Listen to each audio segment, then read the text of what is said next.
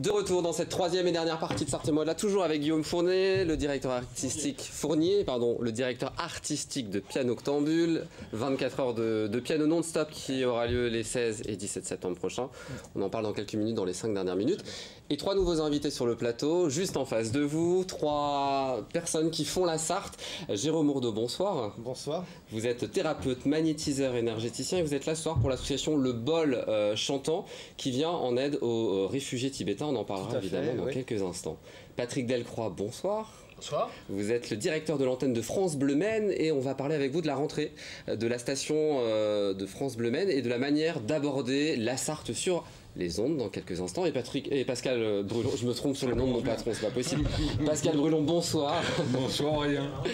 Patron d'LMTV, et on va patoiser avec vous ce soir. On parlera de l'expression les goulanchements, le titre de la nouvelle émission de Maxime Holbert qu'on découvrira évidemment jeudi soir sur LMTV à 19 h. On passe tout de suite aux passionnés de la semaine.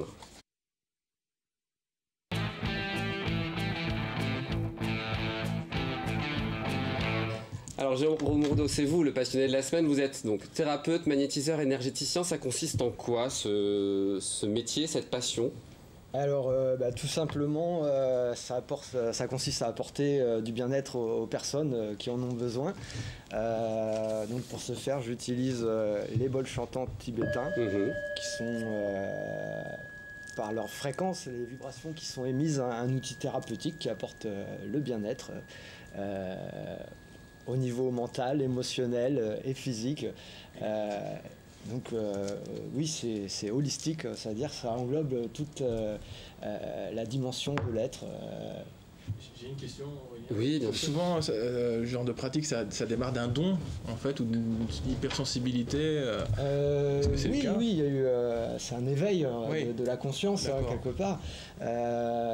Donc les bols chantants, c'est un outil qui sont utilisés par les moines tibétains, en fait, pour atteindre des états de conscience modifiés, pour rentrer dans des états de méditation très profonds. Trance, de sortie de corps. Voilà, tout à fait, voyage astral. Et dans ces états, on peut avoir donc des visions, on peut rencontrer des êtres d'autres dimensions. On peut faire une expérience là. En direct, on y va. Faites-le sur Pascal Brulon, on va tester. C'est tout un travail, hein, bien sûr. Ça, ça demande parfois des années de pratique avant de réussir, de débloquer un petit peu ses facultés. Mais c'est vraiment quelque chose de passionnant. Et donc, ça va éveiller donc, ces pouvoirs de l'esprit pour influencer la matière. Et vous êtes créateur donc de l'association Le Bol Chantant, c'est pour ça que je vous reçois ce soir. Le Bol Chantant, une association dont l'objectif est de venir en aide aux enfants réfugiés tibétains. Au peuple tibétain, vraiment les enfants, les adultes aussi. Tous ceux qui sont victimes de leur exil en fait, qui vivent dans des camps de réfugiés en Inde, des monastères au Népal, etc. Ils ont quitté le Tibet suite à l'invasion chinoise. Et donc l'association Le Bol Chantant leur vient en aide de façon financière, car les dons qui sont récoltés par l'association permet d'acheter des produits d'artisanat qui vont donc améliorer le niveau de vie de ces réfugiés. Donc si on a envie de participer, de donner, donc on fait un don à l'association et ensuite vous envoyez les fonds à ces monastères, ces Tibétains réfugiés. Voilà, tout à fait. Pour les aider évidemment. On peut faire un don ou alors on peut venir faire un soin, un massage sonore avec vivre cette expérience spirituelle. Ça fait du bien et en même temps on fait un bon geste en fait puisque les fonds vont permettre. Et qu'est-ce que vous avez emmené juste devant vous du coup? C'est un petit bol tibétain. Traditionnel. Il existe différentes tailles, différentes formes. Donc là c'est un tout petit. Donc ça se frappe avec un bâton et ça va émettre une sonorité qui est très apaisante déjà, qui va amener la relaxation et le bien-être. Je savais qu'on pouvait l'utiliser pour le yoga, mais pas seulement du coup alors, c'est pour différentes pratiques. C'est utilisé, oui, pour le yoga, pour tout un tas de pratiques spirituelles, ça amène des bonnes énergies, ça permet, c'est un petit peu comme une flaque, quand on jette quelque chose à une flaque d'eau, ça va faire des petites ondes concentriques et ces vibrations vont se répandre et Voilà, c'est magique, ça apporte du bien-être. Alors si on veut découvrir ces pratiques-là et puis évidemment rejoindre votre association, verser des fonds à votre association, direction le Facebook, le bol chantant, ouais, c'est le meilleur moyen pour vous contacter. C'est le plus facile pour nous contacter, tout à fait. Merci beaucoup. Merci à vous. On va passer maintenant à la Sarthe vue par.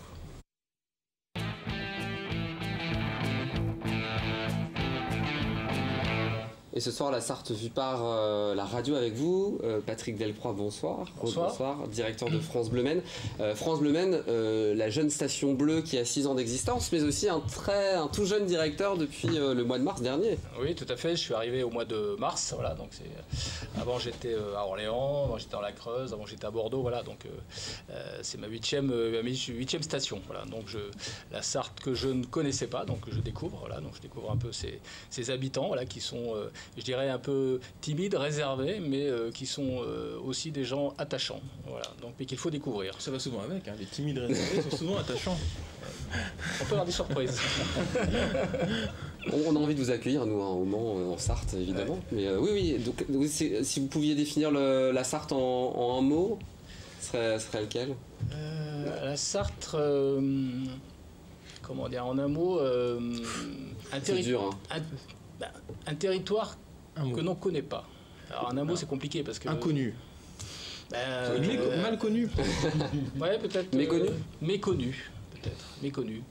L'occasion dans l'émission Sarthe-et-Moi-là, évidemment, de découvrir toutes ces richesses. Donc France Bleu, c'est un réseau national avec des antennes locales. Est-ce qu'il y a des spécificités quand on est directeur de l'antenne de France Bleu Maine par rapport aux autres antennes locales? Le concept déjà de la radio, c'est une radio généraliste de proximité. Voilà, donc chaque station a la responsabilité d'être au plus près des habitants. Donc l'ADN de France Bleu Maine, c'est d'être au cœur de notre territoire, de notre région et d'être au plus près de la vie quotidienne et des préoccupations des Sartois, voilà, dans le pays de Loire. Voilà, c'est un petit peu ça le concept ici, mais qui est un peu généralisé. Pour toutes les France Bleu. Voilà. Donc effectivement, là, vous l'avez dit, France Bleu Maine est encore une jeune radio puisqu'elle n'a que 7 ans d'existence, puisqu'elle a été créée en 2010. Voilà, donc il y a beaucoup de choses à faire encore. Votre arrivée, du coup, il y a une évolution avec votre arrivée ou vous allez poursuivre le travail fait par vos prédécesseurs?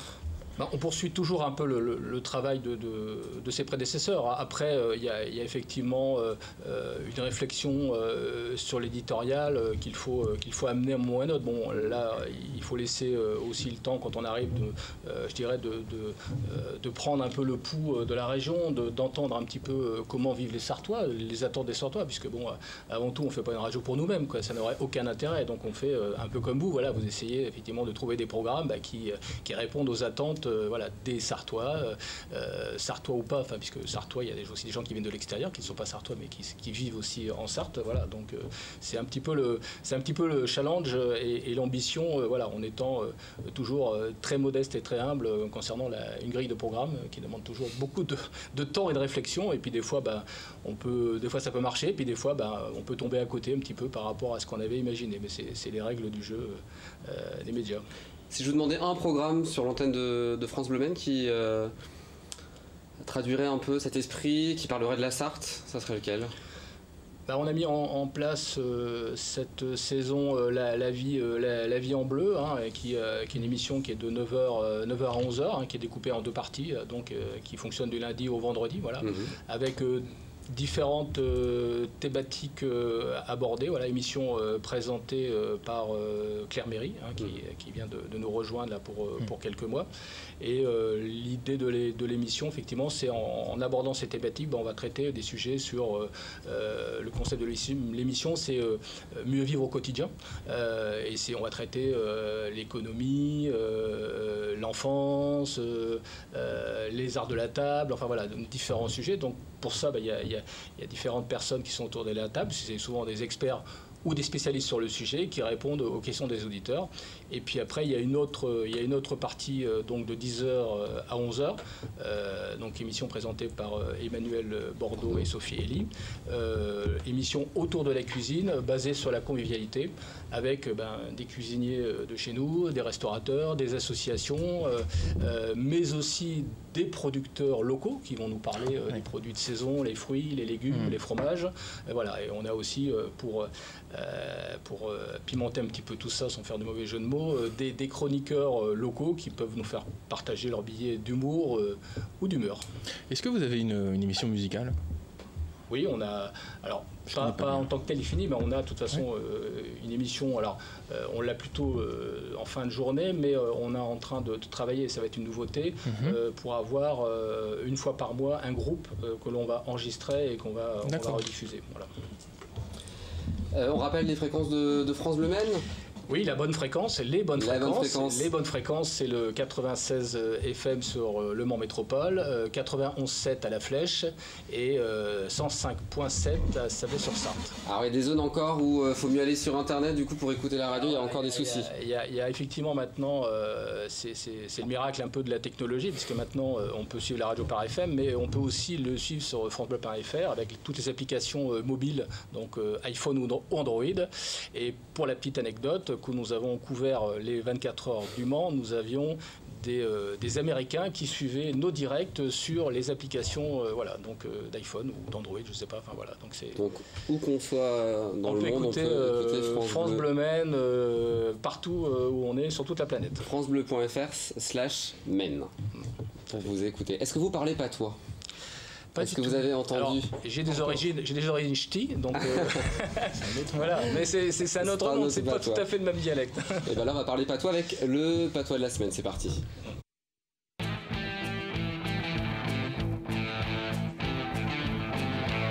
Et ce soir, c'est Pascal Brulon qui s'y colle. Étonnant, non ? Étonnant.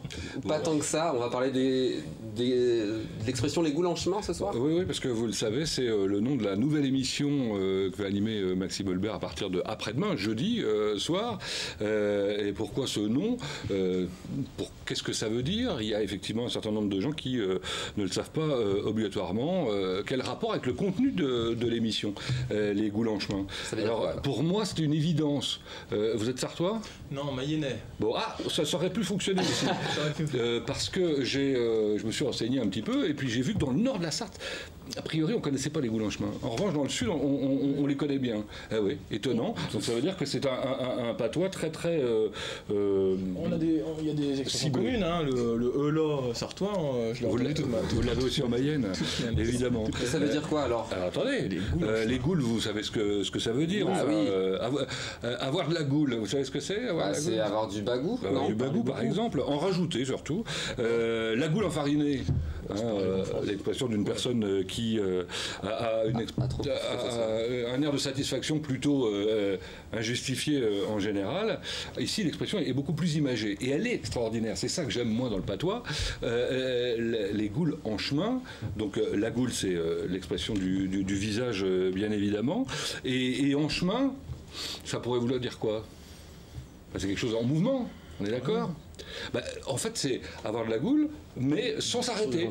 C'est-à-dire que c'est quelqu'un qui est très très à l'aise pour s'exprimer et qui s'exprime beaucoup, un peu volubile, et puis que peut-être on a du mal à arrêter. Ça tombe très bien parce que. Vous faites partie de ces gens qui ont. Pas du tout. Moi, je sais être sobre quand il le faut, évidemment.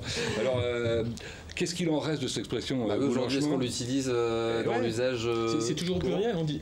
Non, c'est quelqu'un qui a la goule en chemin. Nous, on a transformé un peu l'expression pour que ça colle à l'émission, mais j'y reviendrai dans un instant. Alors effectivement, dans le contemporain, dans la vie d'aujourd'hui, j'ai découvert que l'expression existait pour un festival au Mans depuis une dizaine d'années. Ça sera la 10e édition l'année prochaine. Le festival des contes des goules en chemin. Ça a été créé par Yannick Lefebvre, et ceci pour le théâtre du Passeur, un petit théâtre composé connaît bien ici, que Julien Sénéchal connaissait bien pour le bocal local dans l'émission du mardi avant. Théâtre du Passeur animé par Jackie Boiron.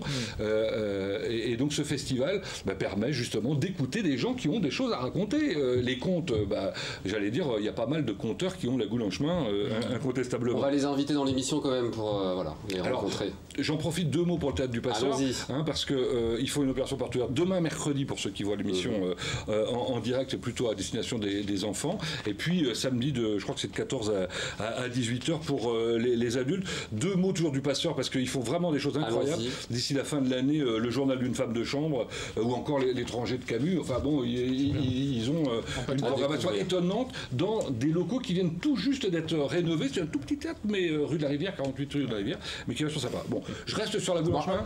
Oui, les usages contemporains de la goule en chemin. J'ai continué à chercher. Je me suis dit, est-ce que je suis le seul à le connaître? Parce que, notamment, dans mon entourage, on utilisait cette expression. Eh bien non, j'ai vu que le web en parle aussi. Plus précisément, le blog Les Passions de Pauline, ses souvenirs. Alors, ça date de novembre 2009, donc je ne sais pas si Pauline est encore de ce monde. En tout cas, c'est Fréquence Sillé qui rapportait une jolie histoire. Je vais vous la raconter quand même, enfin juste deux phrases qui va vous situer un petit peu justement ce que c'est quelqu'un qui a la goule en chemin. J'ai dit pas rencontrer la mère Bénard de l'épivant. Ah dame, elle a toujours la goule en chemin. Stila, Stila qui a coupé le sifflet n'a pas perdu 5 sous. Pour sûr, elle a la bagoudouère, elle n'a pas dansé. Bon, vous avez tout compris, bien évidemment, dans l'histoire. Donc, quelqu'un qui rencontre la mère Bénard, qui n'arrête pas de parler et que personne ne peut interrompre. Elle a la bagoulouère, donc du bagou, ben n'a pas dansé, bien accroché. Voilà, ça c'est pour l'histoire à découvrir sur le web pour ceux qui veulent chercher dans les... Il n'y a pas d'émission en patois sur France 2 Non. Il y en a eu effectivement, mais bon, on en a perdu quelques-uns. Maintenant il faut venir sur LMTV le mardi soir pour parler patois. Et donc puis, le dernier usage courant, c'est évidemment l'émission. Voilà, découvrir les vrais goules en chemin de la Sarthe, qui ne sont pas sartoises obligatoirement. Ce sont les invités de Maxime Olbert le jeudi soir, donc, dans cette émission où il va permettre à ces gens de s'exprimer autour de la petite actualité sartoise qu'il va récupérer ici ou là. Et ses premiers invités, m'a dit Maxime, vous les connaissez, c'est Armand Maignan, l'Europa Jazz Festival. Alors lui, on ne penserait pas tout de suite naturellement à lui comme la goule en chemin, parce que c'est quelqu'un qui peut s'exprimer d'une manière très parcimonieuse. Diane Agby, la cantatrice, alors elle... Très, très volubile incontestablement, Ted l'humoriste, Julien Sénéchal, Jean-Franck L'Enfant que les téléspectateurs de LMTV connaissent bien, grand cuisinier devant l'éternel, et puis Samuel Chauveau de la librairie Bulle, qui en connaît un rayon. Donc à découvrir jeudi soir à 19h sur LMTV, ça fait partie de ces nouveaux programmes. Merci à vous trois messieurs d'être venus sur le plateau. Et à très bientôt sur les antennes de France Bleu Maine pour l'association Le Bol Chantant, et puis nous sur LMTV évidemment avec tous ces nouveaux programme. On passe maintenant à la Sarthe et vous, c'est parti.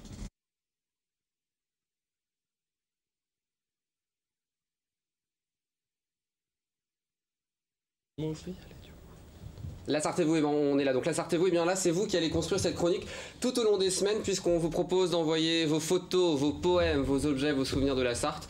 Vous pouvez nous les envoyer par mail à contact@lmtv.fr ou par courrier aussi au 21 rue Pasteur 72 000 Le Mans. Donc évidemment on attend tous ces objets, ces photos, ces poèmes pour construire cette chronique. Il est l'heure maintenant de passer aux 5 dernières minutes avec Guillaume Fournier. C'est parti.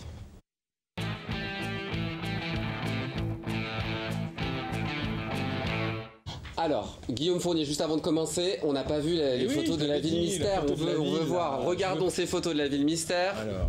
Regardez, voilà les photos de la ville mystère. Si vous voulez gagner les places de cinéma et les chaussons aux pommes, la mairie de la commune et voilà, la mairie de la commune. Donc si vous savez de quelle commune il s'agit, vous nous contactez à contact@lmtv.fr.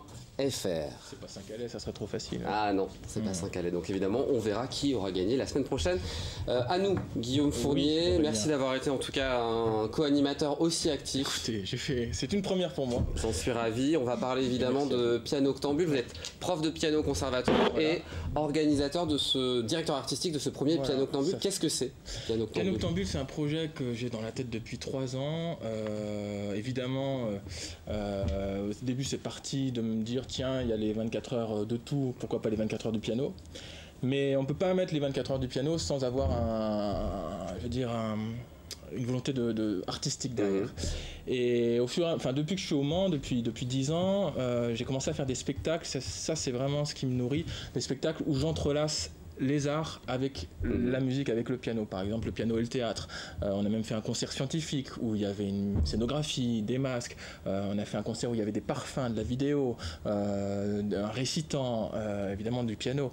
Et je me suis dit, faisons un festival qui va présenter le maximum de facettes du piano en un minimum de temps. Donc 24 heures. Pourquoi 24 heures? Parce que il y a le petit clin d'œil évidemment à la course. En plus, la CO nous soutient. On fait de 15h à 15h. Il y a un des plus grands pianistes au monde qui s'appelle François-René Duchâble qui se prend au jeu, qui fait une création mondiale sur le roman des 24 heures. Ça va vraiment décoiffer.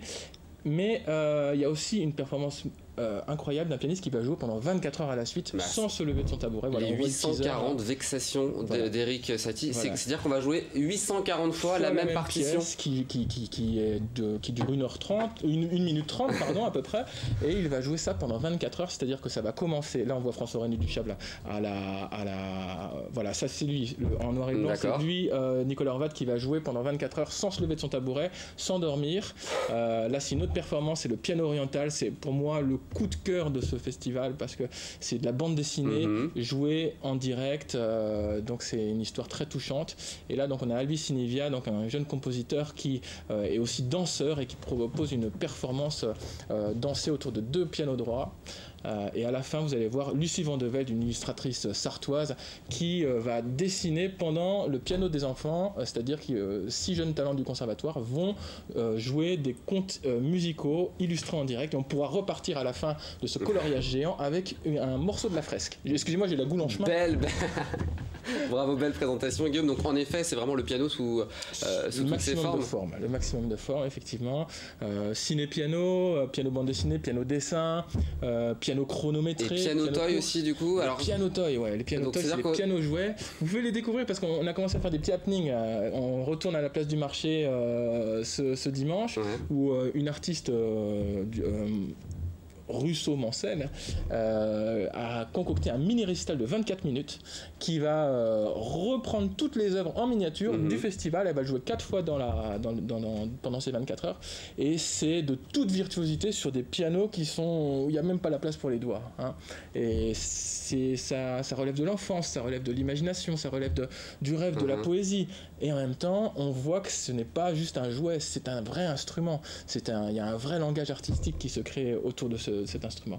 Et est-ce qu'on aura la chance de vous voir jouer, parce que vous êtes modeste Guillaume Fournier, mais vous avez reçu le premier prix du concours international du projet pianistique à Évian dans le cadre d'une création autour d'un compositeur russe qui s'appelait Alexandre Scriabine, que j'ai joué plusieurs fois au Mans. D'ailleurs j'ai créé le spectacle au Mans en 2015 à l'occasion du centenaire de la mort de Scriabine. Donc c'est un compositeur qui voyait des couleurs en même temps qu'il entendait des sons, donc il avait l'idée de faire un spectacle d'art total où tout le monde devait danser, se caresser, boire, manger, sentir les parfums, et ça devait permettre aux participants d'atteindre l'extase. Donc l'extase.